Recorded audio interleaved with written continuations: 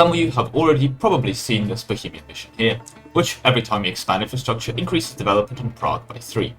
This is really strong, as it basically lets you get 3 dev clicks for 50 admin, since there is absolutely nothing preventing you from, well, expanding infrastructure and then immediately unexpanding it.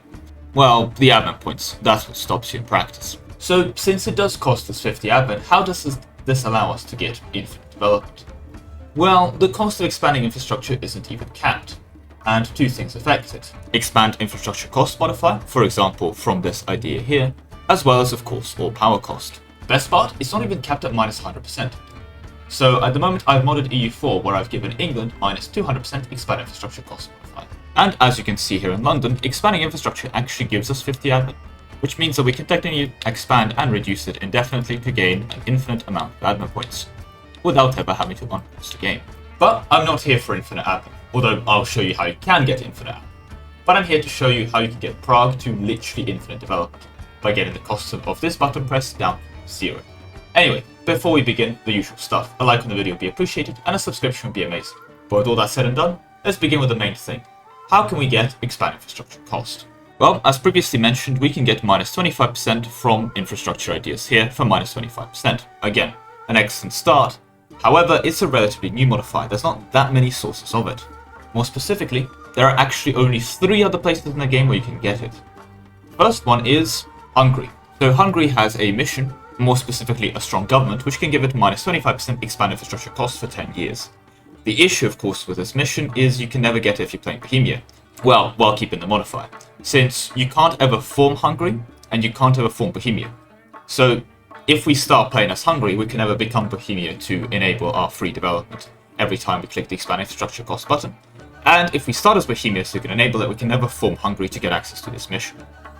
We have the exact same issue with the second source of expand infrastructure cost, and that is either AQ or QQ. Both of those tags are not formables, meaning that the mission Turco-Persian architecture, which would give us minus 25% expand infrastructure cost modifier for 25 years, is also completely unattainable, as we did have to start as AQ and QQ, meaning we can never become Bohemia, or we have to start as Bohemia and then we can never form either QQ or AQ to get access to this mission.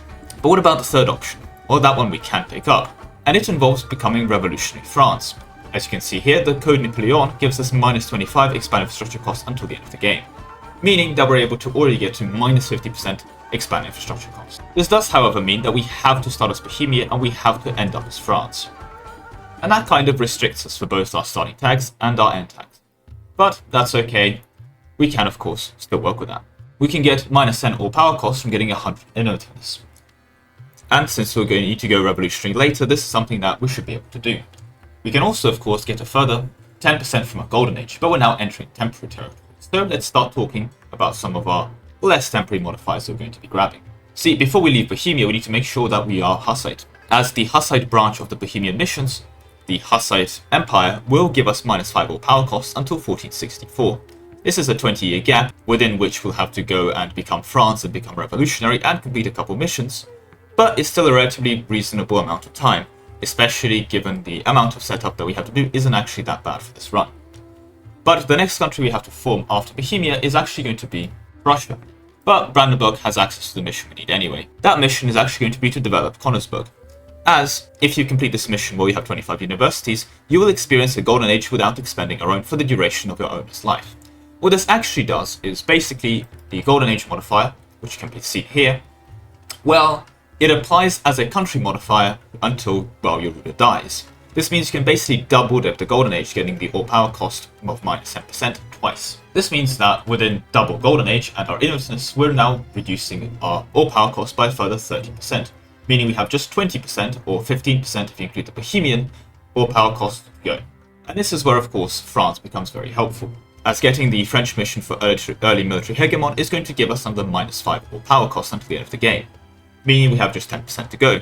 After which, well, this is where Napoleon comes in, and of course, revolutionary France, as the revolutionary French missions are going to include this mission here for military hegemony of Europe for another minus 5% all power cost until the end of the game, leaving us with just minus 5 all power costs to go and grab, and since we're revolutionary we can go ahead and grab this government reform here for another minus 5 all power cost, which means that our all power costs will be reduced to minus 50%, which combined with the 2 expand infrastructure and revolutionary France missions mean that we'll be able to expand in Bohemia for free.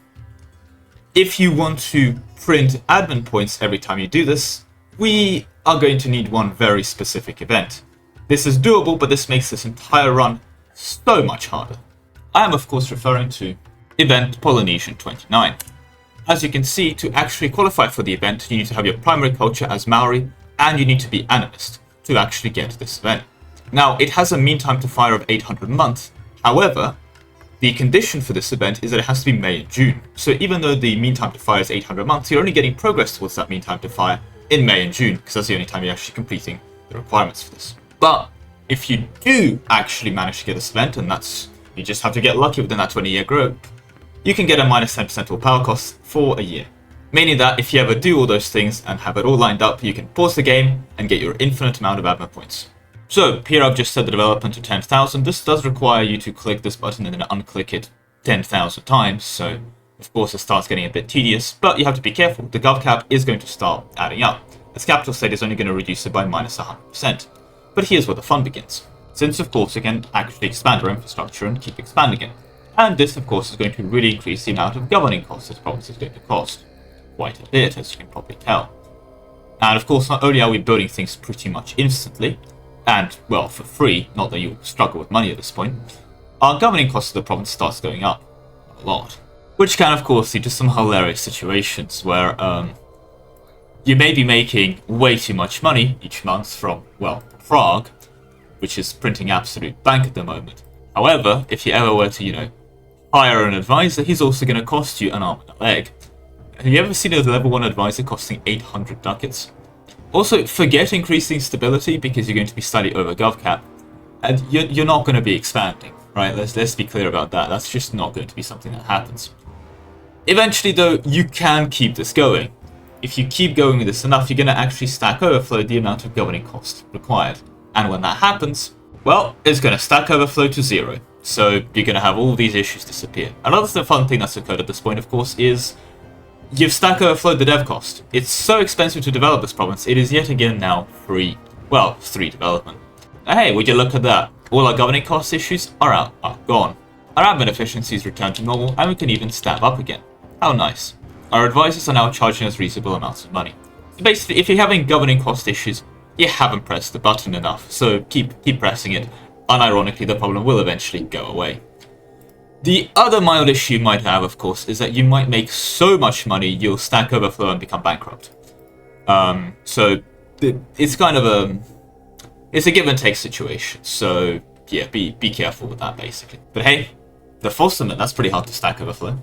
Anyway, yeah, that's all pretty much doable on this patch. And honestly, if you want to exclude the Polynesian event run, it's not that bad to, well, set up. You just need to do a Bohemia into Prussia into France, which by the standards of my videos is incredibly doable. In fact, forming Prussia on the way to world conquest is relatively standard, and France is just one extra pit stop to add to that isn't exactly too excessive. The best part is, of course, is that there's no crazy timing involved. You basically just have to do this all as Bohemia, and have the Prussia and France formables lined up to do them back to back to back. There's no religious requirements, there's no other real requirements beyond that. It's more be in a position where you can become revolutionary, so the revolution spawns and spreads throughout your land, so you can press the button to become revolutionary. Then form Prussia, pop missions, and you can pre-build those missions, so basically try and meet the requirements of those missions before, so you can form it immediately, press the button. And then immediately form France, pop the French mission to get Mil Hegemon. I'm hoping you can get 1 million troops by 1700s. And then, once you've done that, immediately form Revolutionary France by taking the button to go revolutionary and do those missions. And yeah, you're gonna have infinite development Bohemia. That, however, is all I have time for today. Thank you very much for watching, and I'll see you in the next one. Goodbye.